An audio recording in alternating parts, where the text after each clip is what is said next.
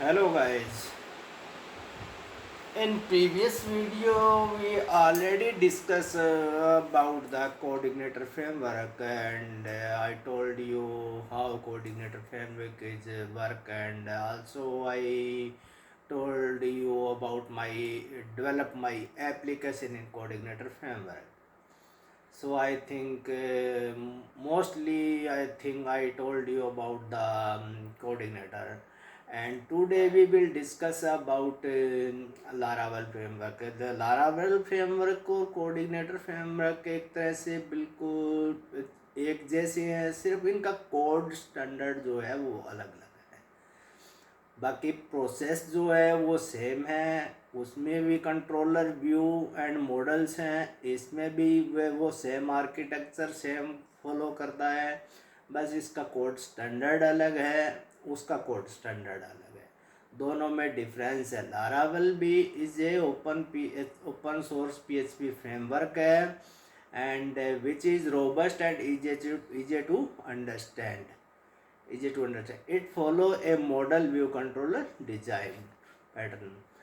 Laravel's the existing component difference framework which help in creating web application, और आप as you can design as a internet भी इसके through design कर सकते हो, वेब एप्लीकेशन भी डिज़ाइन कर सकते हो, या फिर कॉलेज मैनेजमेंट का जैसे सिस्टम है उसको भी आप, या स्कूल मैनेजमेंट का सिस्टम भी डिज़ाइन कर सकते हो।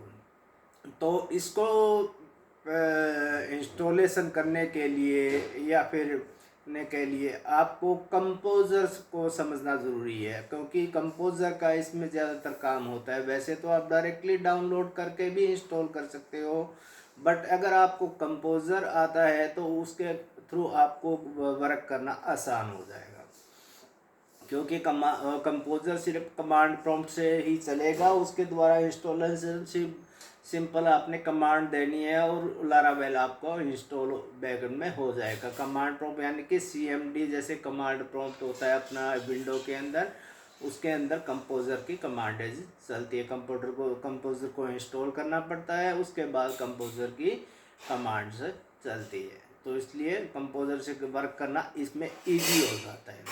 अब एडवांटेज ऑफ लारावेल के एडवांटेज के इसमें एक तो हो गया web application becomes come scalable owing through Laravel framework, and considerable item is saved design the web application, or we can develop a e-commerce web application. It include namespaces and interfaces. इसमें interfaces भी होता है, the self to organise and manage the resources. इसमें interface होते हैं जिससे क्या है कि अपने को अगर बिग एप्लीकेशन होती है तो उसको मैनेज करना अपने को आसान हो जाता है, यानी कि अलग अलग फोल्डर में डिवाइड कर लेते हैं उस एप्लीकेशन को इंटरफेसेस का यूज़ करके, तो इसको मैनेज करना आसान हो जाता है, इसलिए इसमें इंटरफेसेस है। तो अब इसका डायरेक्टरी स्ट्रक्चर देखें तो डायरेक्टरी स्ट्रक्चर भी इसको समझना थोड़ा सा एक बार स्टार्टिंग के अंदर आपको टिपिकल लगेगा, लेकिन एक बार आपने समझ लिया तो उसके बाद आसानी से ये समझ आ जाएगा। वैसे आपको इसमें इंडेक्स फाइल जो है वो आपको डायरेक्टली वो जैसे रूट फोल्डर पे नहीं मिलेगी, आपको इंडेक्स फाइल इसके पब्लिक फोल्डर के अंदर जाके मिलेगी। आपको स्टार्टिंग में एप्लीकेशन रन करोगे तो पब्लिक लगा के /index.php से लारावेल रन होगी, उसको बाद में कॉन्फ़िगरेशन करके या तो आप रूट फोल्डर पे लेके आओगे या फिर डोमेन की कॉन्फ़िगरेशन आप उस फोल्डर के ऊपर नेम स्पेस दोगे, तब वो एप्लीकेशन आपकी रन होगी। बाकी डायरेक्टरी स्ट्रक्चर होगी, ऐप है, बूटस्ट्रैप डायरेक्टरी स्ट्रक्चर है, कॉन्फ़िग है जिसमें कॉन्फ़िगरेशन फाइल होगी, जैसे डेटाबेस से रिलेटेड होगी और होगी डेटाबेस फाइल, डेटाबेस डायरेक्टरी हो गई, और रूट से जो रूटिंग डिफाइन करने के लिए, रूटिंग का मतलब क्या है, जो URL के अंदर आप रूट डिफाइन करते हो, यानी कि URL में पैरामीटर पास करने हैं और करने हैं, रूटिंग डिफाइन करनी है, तो उसकी रूट डायरेक्टरी होगी। स्टोरेज के लिए डायरेक्टरी है टेस्ट वेंडर, ये अलग अलग तरह की उसमें डायरेक्टरीज बनी हुई हैं।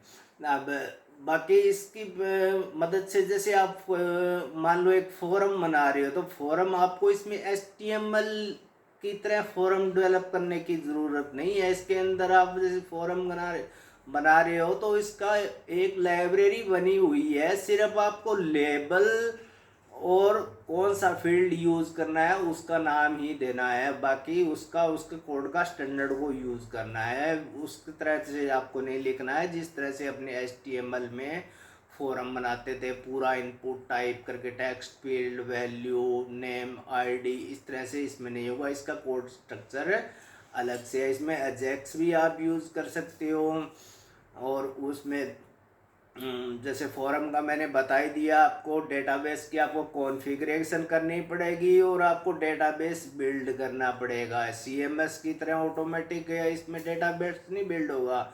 इसमें जैसे आप एप्लीकेशन बनाते हो किसी भी सिस्टम की, जैसे कॉलेज की या फिर कोई स्कूल की या फिर कोई शॉप ओनर की पहले वो एप्लीकेशन बना रहे हो, ई-कॉमर्स एप्लीकेशन बना रहे हो, जैसे प्रोडक्ट सेलिंग की, तो उसके अकॉर्डिंग आपको पहले रफली पेपर पे डेटाबेस डिज़ाइन करना पड़ेगा कि हमने कौन कौन सी टेबल्स लेनी है, कौन सी टेबल किसके साथ लिंक करनी है, कहाँ प्राइमरी की लेनी है, कहाँ सेकेंडरी की लेनी है, कौन सी कस्टमर की टेबल होगी, कौन एडमिनिस्ट्रेटर होगा।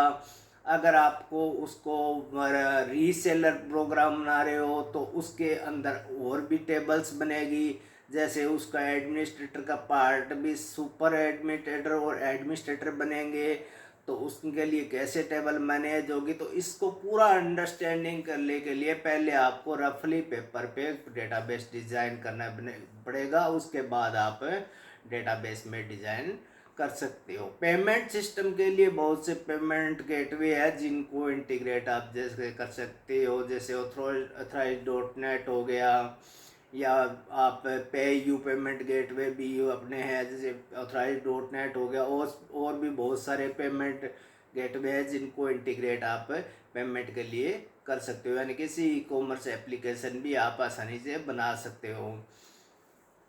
तो बाकी बात रही इसकी, जैसे इंस्टॉलेशन का मैंने आपको बता ही दिया है इसको क्या है।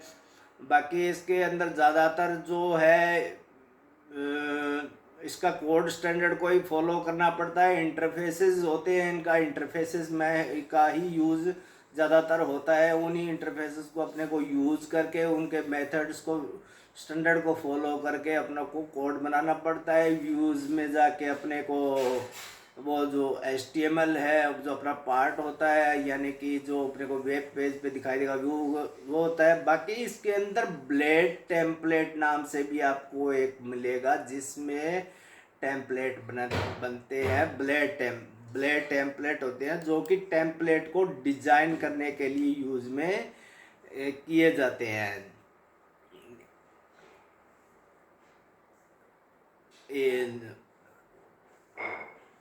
एक मिनट मैं देखता हूँ, अगर मेरे को कोई इसका एग्जांपल मेरे दिमाग में आता है तो। ब्लेड टेम्पलेट का वैसे आपको उसमें मिल जाएगा, इसमें हेल्प में आप में जैसे उसमें जाओगे तो उसकी डायरेक्टरी में जब जाओगे तो उसके अंदर मिल जाएगा, ऐसी बात नहीं है कि नहीं मिलेगा। उसमें ब्लेड टेम्पलेट के अंदर क्या होता है, उसके अंदर सारे जैसे ब्लेड टेम्पलेट में जैसे कि इफ़ कंडीशन में कौन सा टेम्पलेट कैसे यूज़ करना है, कंडीशन के अकॉर्डिंग जैसे पेज को कितने ग्रुप में डिवाइड करना है, तो अलग अलग पार्ट आप बना सकते हो इसके अंदर। ब्लेड टेम्पलेट का मकसद ये है कि आपने जैसे हेडर बना लिया, फूटर बना लिया, तो इस तरह से आप टेम्पलेट को एक तरह से डिजाइन कर सकते हो। और वैसे भी डायरेक्ट उसमें डिजाइन तो व्यूज में भी हो जाएगा, लेकिन आप ब्लेड टेम्पलेट का यूज करके भी उसको डिजाइन कर सकते हो। इस तरह से इसका प्रोसेस होता है। क्वेरीज आप कंट्रोलर में भी लिख सकते हो डेटाबेस से इंटरेक्ट करने के लिए। कंट्रोलर की जो क्लासेज होगी उसमें डायरेक्ट क्वेरीज भी लिख सकते हो या मॉडल में क्वेरीज लिख सकते हो। तो ये इसका मेथड होता है। ये थोड़ा उस कोऑर्डिनेटर के कंपेयर में ये थोड़ा टिपिकल है, लेकिन इसका कोड स्टैंडर्ड हाई है और ये ज़्यादातर हाई एप्लीकेशन में यूज़ होता है। तो thanks for your time and have a nice day. Next video में फिर मिलेंगे, फिर एक नई एप्लीकेशन के साथ और नई लैंग्वेज के साथ। फिर दोबारा से मुलाकात करेंगे। Have a nice day.